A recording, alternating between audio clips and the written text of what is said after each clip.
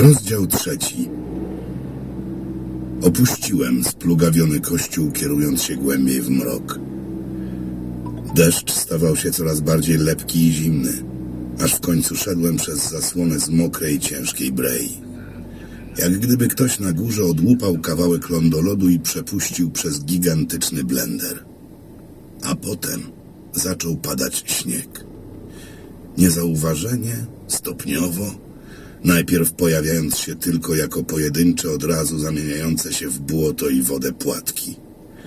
Potem robiło się ich coraz więcej i więcej, a pod nogami zaskrzypiał pokryty warstewką wody, kruszący się i trzaskający lód. Czarno-szara ciemność powoli ustępowała miejsca szaro-białawemu tumanowi. Wszystko, co tylko wystawało ponad powierzchnię wody, pokrywał lód i zwieszające się w dół potężne nacieki sopli.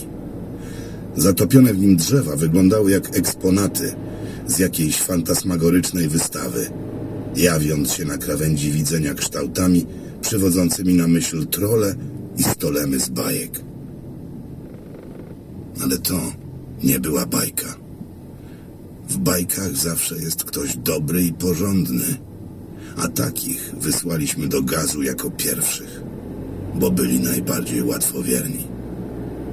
W końcu lód zaczął twardnieć, więc przestałem co krok zapadać się w lodowatej wodzie i wyszedłem na w miarę stabilne podłoże. Z początku pod nogami falowało i trzeszczało, ale potem lodowa pokrywa nabrała wytrzymałości, więc nie trzeba było cały czas skradać się i sprawdzać nogą, czy utrzyma mój ciężar. Było zimno. Przemoknięte ubrania pokryły się warstewką szronu i zesztywniały. Skóra butów zaczęła niepokojąco skrzypieć, a płaszcz w pewnej chwili po prostu pękł w połowie.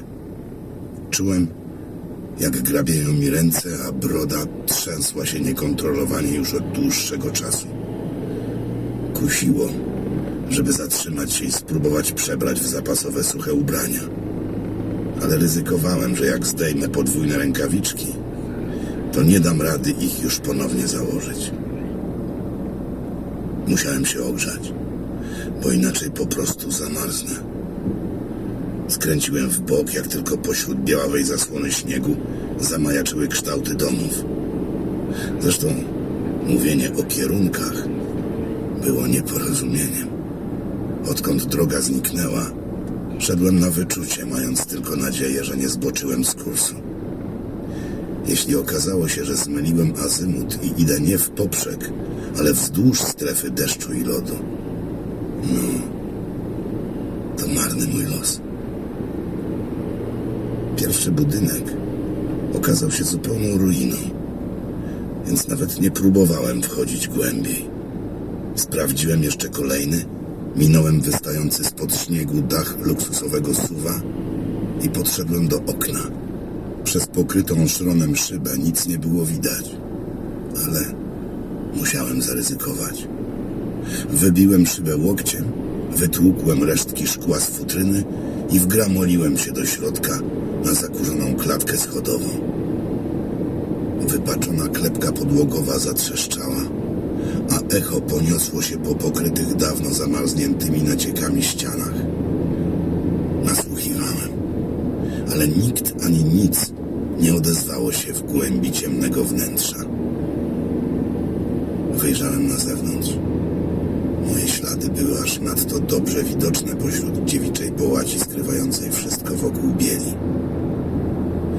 Będzie dokładnie widać, do którego domu wszedłem.